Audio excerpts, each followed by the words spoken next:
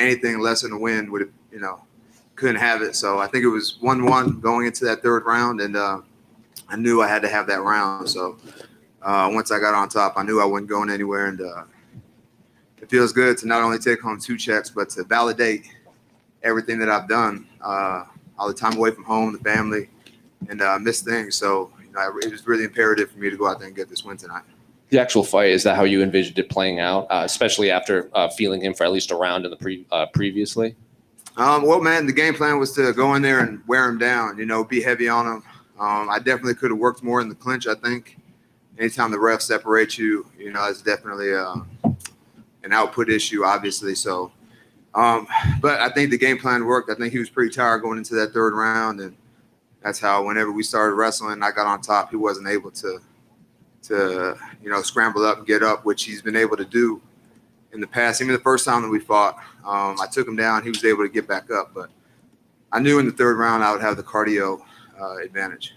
Physically, did he feel any different in there, especially at 205 pounds? At media day, he said his cardio would be in his advantage at this weight class. And honestly, I thought that he felt way stronger at 85. I don't know what he's been doing between now and then and what he did before our first fight, but in the clinch, I thought in the first fight, I thought he was way stronger. And that may have been nerves. I don't know. Maybe he was fighting it a little bit more. I don't know, but I thought that that he felt better in the first fight. And at media day, you were talking about your life after football and then in MMA, like being a janitor and all your old jobs. And it seems like a lot of fans online really connected with that and gravitated towards that this week. Did any fans reach out, or did you see any more outpouring of fans after that? Yeah, absolutely. I like I said, I think that everybody thinks that I just decided to stop, just go fight in the UFC. And that's definitely not the path of how I got here. So I think it just kind of opened people's eyes that, man, I went from being a really good, college football player to being a white belt at something again, to being brand new and learning a whole new skill set and literally fighting my way to get to the top of the organization. You see Charles Woodson is in the building? Is he? Yeah. Oh, man, where's he at? You're sitting in the crowd. Back here? Yeah. He was sitting. They showed him on the TV. Man, I got to holler at him, man. That guy is football royalty. So, man, you're actually in kind of a unique position where not only have you fought with fans and without them, you actually fought the same guy, once without fans, once with fans. Do you think that had any impact on the fight itself? Maybe, I don't know, dude. I feed off the fans. I love the energy, especially, when Bruce Buffer announced I'm fighting out of Scottsdale, they just erupted. And, dude, that's one of the things that I miss the most about, even competing in football is the roar of the crowd. Every time there's a solid shot landed, anytime there's a good exchange, you're fighting in the city where you train at or live at or you're from, man, having the crowd behind you is a big push for you. You mentioned about the output clinch. Do you think that maybe some of the said at the beginning of this, you just needed to win, right? So maybe you were so comfortable in holding him there that you maybe didn't feel the urge to throw that out? No, absolutely not, man. I try to finish the fights, and, I've been on the wrong end of some decisions before, so I don't ever want to go to a decision.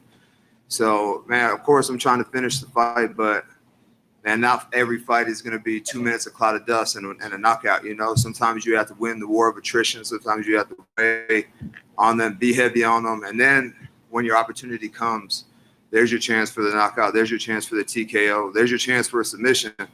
Or in this case, here's a chance for a 10-8 third round in the deciding round.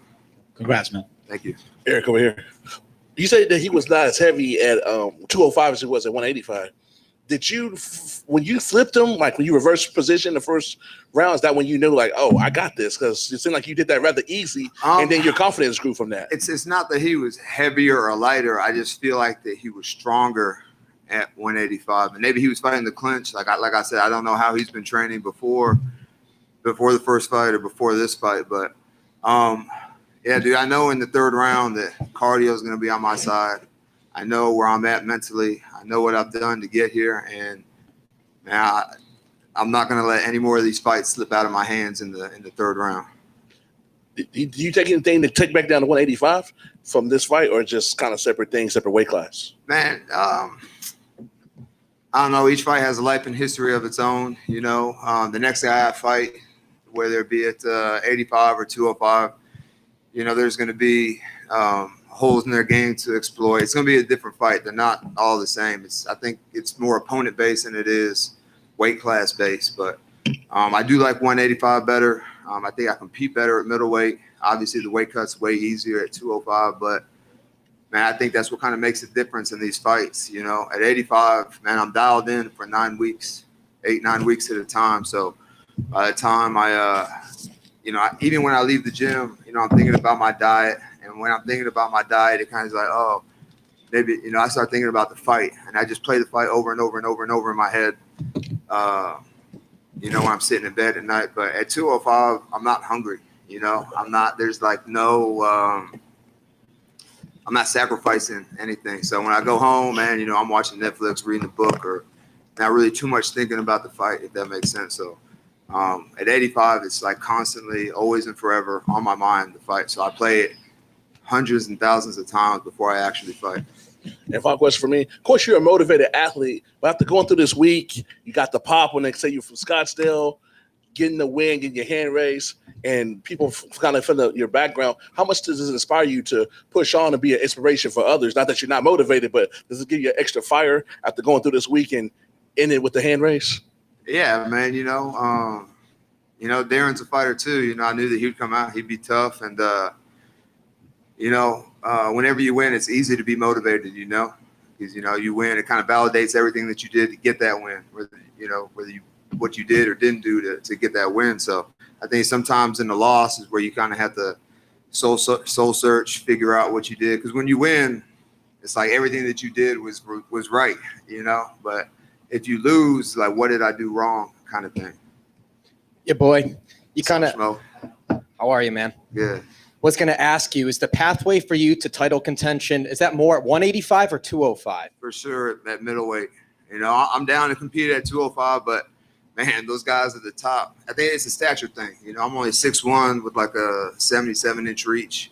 Those guys at 205 are, you know, 6'4", 6'5", you know, probably 230, 235 cutting down. So it's just a stature thing, you know. At middleweight, they're all, you know, 6'1", except for the champ, you know, but they're all like 6 foot, 6'1", 6'2", and you know, stature-wise, it's a better fight for me. Is Fight Ready going to be your home long term? Is that solidified? Man, look at my last 2 performances. You know, I think there's no doubt that the progress and progression that I've made in my skill set all around is undeniable. And that's only, you know, 18 weeks. You know, think about a year or two from down the line. You know, I'm just going to continue to grow, get better. Dave Zowine, you know, like I said, I'm just a thoroughbred. You know, Eddie, Santino, my corner Ray, Dave Zowine, man, these guys put everything together. And, man, I just followed the process. Chad EK, the strength and conditioning coach. I think even at 205, this is the best shape that I've ever been in. So, man, I'm just going to keep trusting my career to those guys, let them guide my career, and then, you know, I just show up and fight, and it's easy for me. Congrats. Thank you. Eryk, you talk about Yeah. in the third round on your right. Who I'm talking to. Okay. You talk about in the third round how you had to push, and not only did you push, you really actually dominated that round. Is that something different, maybe, that you've learned over losing tough decisions? Yeah, you know, before, you know, I just go out there and try and knock people out, you know, swing for the fences kind of thing, and that's not the way to fight. You know, you have to be patient, choose your opportunities, pick and choose your opportunities, and what you're going to do, when you're going to do it. Be more calculated, and I think that that's something that these guys standing behind you have really helped me with. It doesn't have to be toe-to-toe, you know, slugfest. You know, one, that's not conducive to a long career. Two, eventually someone's gonna catch you. So I think being able to mix it up, wrestle, separate and fire, and mix the distances and ranges is the big piece of my game that I've been missing, because I really don't think that there's too many guys that are more athletic than me, stronger than me, and they're also maximizing my speed, which I think was the biggest attribute that I was deficient in. So, man, it's all kind of coming together for me. Yeah, I've long since said this, your coach, Santino probably knows. I think he's the best corner man mid-fight out of anybody I've ever seen. Does that help you when you come down into the second and third rounds to know that you have somebody to be able to honestly tell you where you stand in the fight? Yeah, they were honest. You know, he told me that I lost the first round. Wasn't sure about the second round, but I, probably thought that I won, and that I had to go out there and try to get a finish in that third round. And I think that third round was probably a 10-8, maybe. I don't really know, but I really didn't listen too much today. To be honest, I could hear them telling me to separate and fire, but I could just feel his energy just dropping. And then that third round, he took me down, and as soon as we started wrestling, I just felt him kind of not give up, but he gave it up easy. He gave up the reversal real easy, and he wasn't really trying to get up like he was. So like I said, everything is kind of coming together for me, and now I can be the triple threat, striking, grappling, and eventually I'm gonna get a submission one of these days. Well, congratulations. Thank you so much. Congratulations on your winning. And your life is testament to achievement and commitment.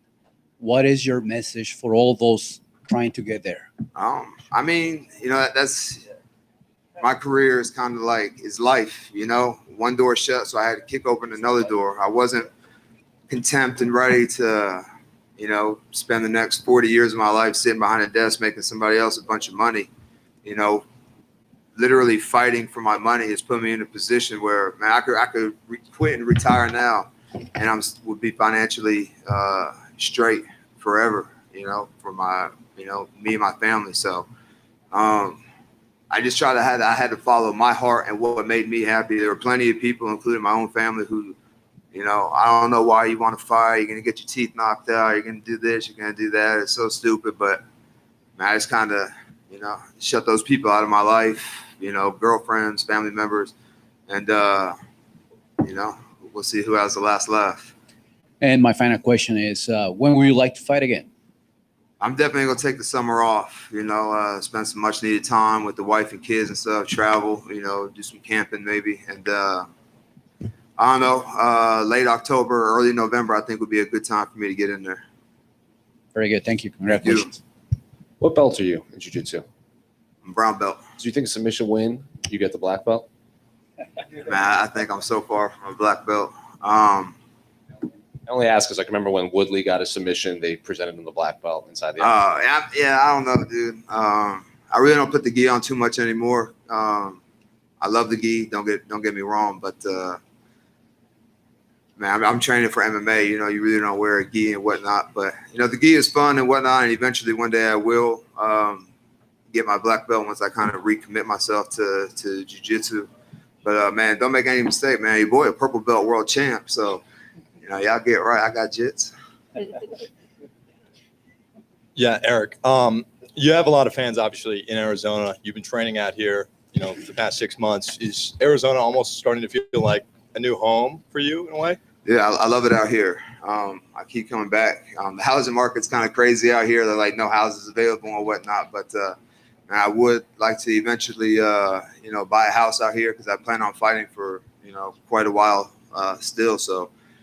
These Airbnbs can kind of get expensive after a while. So, I kind of need to invest in myself. And eventually I'll find one that's not, $1 million. I ain't there yet, but working my way towards it.